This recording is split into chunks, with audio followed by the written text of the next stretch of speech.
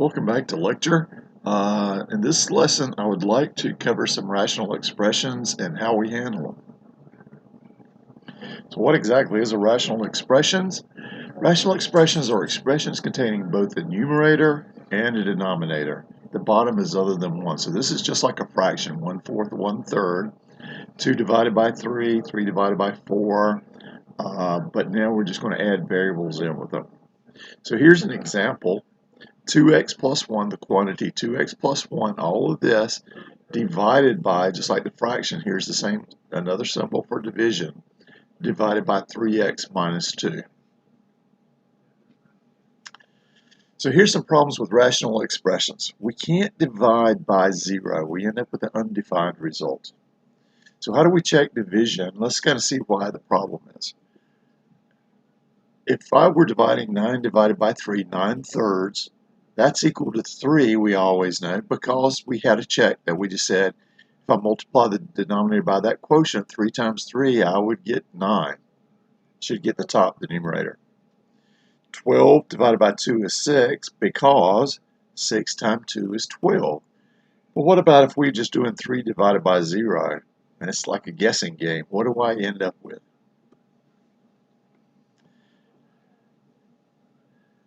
Let's go back to this just one more moment. If this was 3, 0 times 3 is 3, it wouldn't work out. 3 divided by 4 is, if we had this as being 4, 0 times 4 would be 0. So any n, I would have 0 times n as my check, but that would be equal to 0. So determining restricted values for a rational expression is what we're going to do is look when that is going to be equal to 0, and we're going to exclude that. Okay. So I'm going to get started. I'm going to turn myself off, and we'll just continue on. So for here, I want to determine any restrictions on what we can have. I know I can't divide by 0 with a rational expression. So what I'm going to do is set this equal to 0. X plus 2 is equal to 0, and then I'm going to solve. -2 minus 2 on both sides, that said that shouldn't be equal to -2. I just solved by saying x plus 2 is equal to 0. So now I'm going to exclude, I'm going to write x can't be equal to -2 for this expression. What if I have something more complex, x divided by x squared minus 49? When is x squared minus 49 equal to 0? Well, I handled that by the previous lesson. I'm going to factor difference of two squares, x plus 7, x minus 7, and now I take each one of these factors and set them equal to 0. X plus 7 is equal to 0 when x is equal to -7. X minus 7 is equal to 0 when x is equal to 7. And anytime it's either one of these, so 7, if this was -7, -7, so that would be 0 times -14 would be 0. And if it was 7, 14 times 0 would be equal to 0. So either one of these, we're going to end up with 0. Here's a very simple one, 4 over 5x squared y. When is x squared equal to 0? Only when x is equal to 0. When is y equal to 0? Only when y is equal to 0. So those two values, x equal to 0 and y is equal to 0, I remove those as a restriction. So how do I combine fractions and simplify fractions? I'm going to have to look at this the equivalent algebraic fractions property. If I've got a fraction with, this is a times c, and the bottom of b times c, the c is I consider as a common factor. Anytime I have a common factor in multiplication, I can cancel those out. I can do that division, c divided by c is just 1. So I can simplify, just like I simplified in numerical fractions, down to just a over b. So here I have an example over to the side, 10x divided by 15x. I write these as the factors. This is 2 times 5 times x, that's what that whole top is. 15x is 3 times 5 times x. Well, if I just do pieces of this, if I do that division, x over x is 1. 5 over 5 is 1, so all of those is just 1. That's common factors, and it's just left with 2/3. So how do I handle things? How do I simplify rational expressions that are a little more complex? I'm going to do the same things I did up here. But first I'm going to try to factor. If I've got something that is a higher power, I'm going to try to factor. So I'm going to go x squared minus 16. Is there anything I can do that to simplify? Turn it into factors. Yeah, that's the difference of two squares. So it's x plus 4, x minus 4. X squared minus x minus 12. Is there anything I can do there? Well, I can try. Leading coefficient is 1. Change different signs, pluses and minus. Is there any factors of 12 that the difference is 1? So 12 and 1 would be 11. 2 and 6 would be 4. 3 and 4. How about 3 and 4? So I need 3 and 4. The largest one is a negative sign. And then I just check x squared minus 4x plus 3x. That would be the negative x. And then plus 3 times 4 is negative 12. Now I've got the top and the bottom factored. The multiplication, just like I did up here, I'm going to cancel any common factor. X minus 4, x minus 4. So I'm just left with x plus 4, x plus 3. And I need to take out these two. Once I'm here, I need to make a note over here to the side. When is x plus 3 equal to 0? X is equal to negative 3. X minus 4 is equal to 0 and x equal to 4. So those two values I have to remove. And even though they cancel out, at the 4, if I look here, it would be 0 divided by 0. And I'm not for sure that's 1. We have to be careful with that. So we're just going to put the restriction on. And there's the result. So here I have the 8 plus 2 on the square root times the square root of 7. So that's just another way of saying that. Here I'm dividing by 4. I would like to take out a common 2. 2 is the 2. The 4 is the 2 times 2. And here I have a common 2 that I can cancel out. I have to be careful of not just canceling out one of these.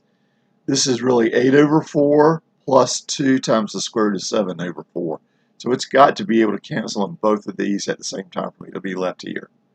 So the result is 4 halves plus the square root of 7 over 2.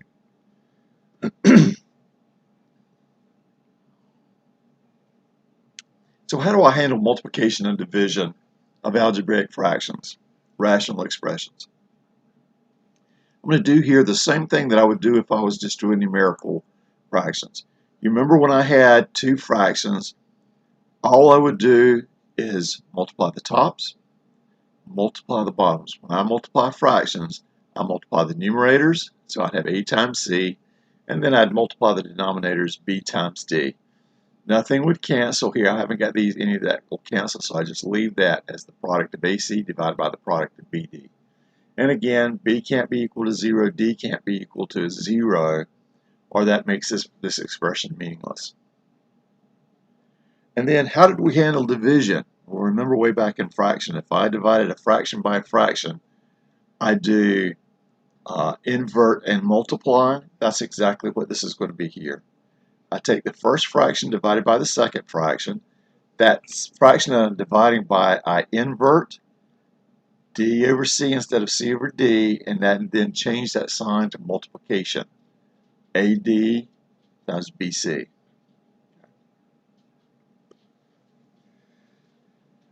So let's look at that doing our rational expressions.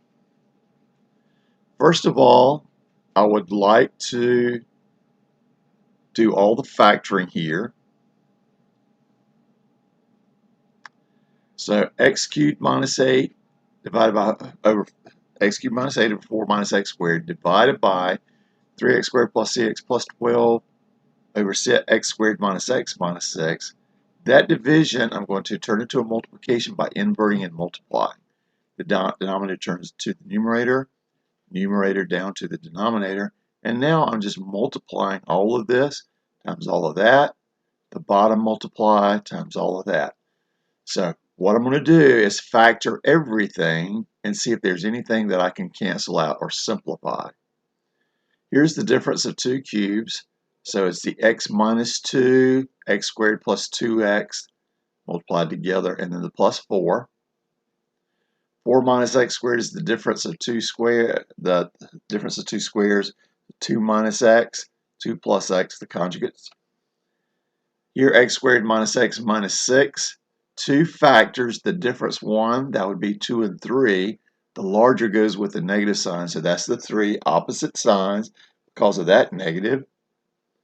And then I'm going to start out with here, I'm going to pull out a common factor. The greatest common factor numerical is the 3. So I'm left with x squared plus 2x plus 4. And now I see up here, all of that is the very same thing. So I can cancel. I've got an x plus 2, 2 plus x in the bottom. That's a common. X minus 2. This is a negative 1. So if I took out a negative 1 here, this would be negative x minus 2. That's why they've got a negative 1 up here. So this cancels into a negative 1. And all I'm left with is just this x minus 3 over the 3 and that negative 1 from this cancellation. Negative, taking out here, this negative 1 here, and turning that positive into a negative. Okay. So this is for all the, right here, we can't have any of our, this can't be 0, this can't be 0. So we have to make sure that none of that, we would take out those. Here is their avoiding mistakes. Here's a common mistake. You would like to be able to say, oh, this 3 and this 3 cancels out into a 1, but you can't cancel out into a sum. This is really x over 3 minus 3 over 3, so it's minus x over 3, and then here's your minus 1 that you'd have to be careful with. So how do we add and subtract rational expressions?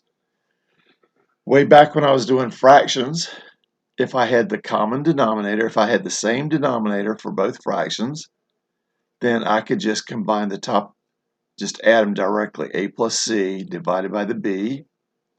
And if I subtracted, as long as they were the same denominator, I could just do a minus c, and then that was over the fraction b. Okay, so we're going to have to do, what about if they don't have the same denominator? Then I'm going to have to be able to do something to turn this denominator into the same denominators. And we do this by this property of equivalent fractions. If I start out with some fraction a over b, as long as I multiply the top and the bottom by the same non-zero number, then I still have equivalence. Because look, all I do is just cancel this out. The c over c is times 1, and I can multiply anything by 1 and not change this value. So let's see, if I had 5 over x and I wanted to turn the bottom into x squared y, I could take this and multiply the bottom times xy to turn it into x squared y, but if I do the bottom, I have to do the top, and that just turns this into 5xy over x squared y. So combining rational expressions, here's how we do it. Step 1, I factor the denominators and determine the least common denominator of all expressions. Even though they may have the same denominator, I'd like to factor them to see if anything cancels out across the fractions. You know, for both fractions, I may be able to simplify first by canceling. And then I want to look at the LCD. The LCD, the least common denominator, is the product of unique prime factors where each factor is raised to the greatest power to which it appears in any denominator. So I need the highest power to appear in the LCD, and then I can turn any other denominator into that LCD. So write each expression as an equivalent expression with the LCD as its denominator. I'm going to do that equivalent fractions where I'm going to multiply the top and the bottom to turn the bottom into its LCD. Once I get these expressions over, each one over the same common denominator, this should be the least common. I'm going to add or subtract the numerators as indicated and write the result over the LCD and simplify if there's any final simplification. So let's take a few examples of this. Think about this. I want to add 7 over 4a plus 11 over 10a squared.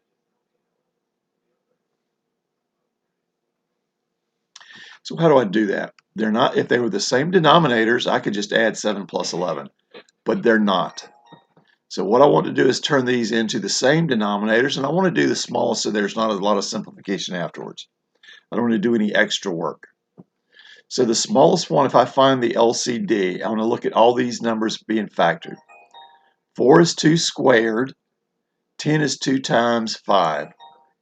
So I'm going to need the highest power of everything. So if I go here, I've got a 2 squared, I need at least that 4, the 2 squared. Then I go to this one, I need an A, so I'm going to write the A, but hold on, this is A squared because I'm going to bump it for this. So I go back, now I do the 10, which is 2 times 5. I've already got a 2 squared. I need a 5, and now the highest power bumps that one up. I had an A, and now it goes to A squared, so I have the common one. And this is 4 times 5 is 20A squared. So that's my least common denominator. And I want to turn all these denominators into this, and then just add the top. So how do I do that? I've got a 7 over 4A. What am I left with? I've got the 4, I've got one of the A's, so I need a 5A down here. And that would turn it into the 20A squared. So I'm missing the 5 and the A out of the LCD factoring. Multiply the bottom times 5A, the top by 5A, and now this is now the LCD. 5A times 7 is the 35A. And now I go to the next one. 11 over 2 times 5A squared. What am I missing out of this from the LCD? I'm only missing a 2. So I multiply the bottom and the top by 2. And this turns this into the 4 times 5, the 20A squared. The top is 22. Now these are the very same. I write this expression over that LCD and I just write the top and do any simplification. And this I can't, so I'm leaving it as that.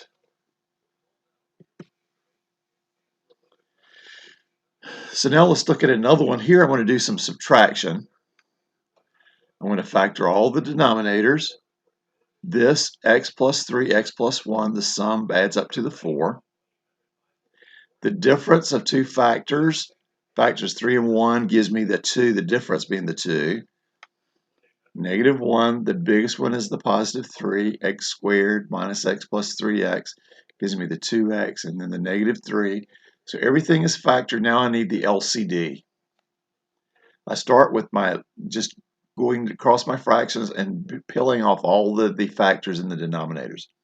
I need an x plus 3. I write that one. I need an x plus 1. I write that one. I'm finished. I go over here to the next one. X plus 3 I've already got there, and that's the highest power. So it's already in there. Don't need anything else. X minus 1, I need that. So I write that. I include that one. So now I just need to turn this into that LCD, this into the LCD.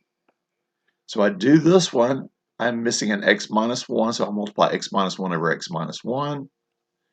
This one is an x plus 1, so I do the x plus 1 over x plus 1. Now the denominators are the same. I can write everything over this one denominator, and now I just write it exactly as I see it.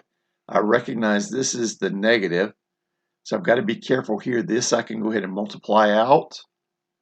Here I can multiply out, but I still want to keep it in parentheses because then I've got to do this, distribute the negative 1, so I've got to flip all these signs here. 3x squared minus 3x plus 5x gives me the 2x, plus 5 times negative 1, the negative 5. X squared plus x minus 5x gives me the negative 4x, and then the negative 5 times 1 gives me the negative 5. Distribute, distribute, distribute, minus x squared plus 4x plus 5. All the signs get flipped, and then I combine. Group, 2x squared, 2x and 4x group to the 6x, minus 5 plus 5, that's 0, so that's the only thing left. But hey, I can take out an x here, a 2x. Take out a 2x, I'm left with the x plus 3. That happens to cancel with one of my factors. So I simplified this down to 2x over x plus 1, x minus 1. What about if I have complex fractions? A complex fraction is a fraction where I've got up top, I need to combine fractions, and in the bottom, I need to combine fractions. Okay. So here's this first method. What I'm going to do is add or subtract the fractions in the numerator to do 1, and then add or subtract the fractions in the denominator to form a single fraction, and then I'm going to divide, possibly invert and multiply. Simplify if possible. Okay. My next is I'm going to basically multiply the numerator and the denominator of the complex fraction by the LCD of all individual fractions. And then I'm going to apply the distributive property and simplify the numerator and denominator as possible. So this would be 1 over d squared, 1 over c squared, 1 over d, 1 over c. So if I multiply the top, d squared c squared, d squared c squared, all of the denominator would go out. So let's just look at different fractions and kind of put it together, what we did. But here, let's do this one other thing. Let's do this rationalizing the denominator. So if at times we're going to have an expression with maybe some radical in the bottom, and I go to the back of the book and I find something different, well, the standard form is not having a radical in the denominator. I would like to have just having them in the numerator. In order to do that, all I'm going to do is multiply whatever that bottom is times the very same thing to get rid of the radical. So here I'm going to do the square root of x over the square root of x, so that's just going to turn this into x, and the top is 5 times the square root of x over x. Here, on this example, I've got a square root of 7 minus the square root of 5, radicals in the bottom, and here's how I get rid of the radicals from this type of expression. I go and I multiply by the conjugate. You remember, if any time I multiply by the conjugate, I get a minus b times a plus b. I get a squared minus b squared. That gets rid of that procedure. Squares the first, squares the second with a negative, and it gets rid of the radical. Gets rid of the radical, but I got to do the top and the bottom. So there it shows up in the top. Now I've got just 7 minus 2. There's over the 2. And then I do any simplification if I can. So that would, the result would be 2 times the square root of 7 plus the square root of 5. Okay. So we'll do some more of those as we go through. We'll certainly encounter all of that stuff throughout the course. We'll see you next time.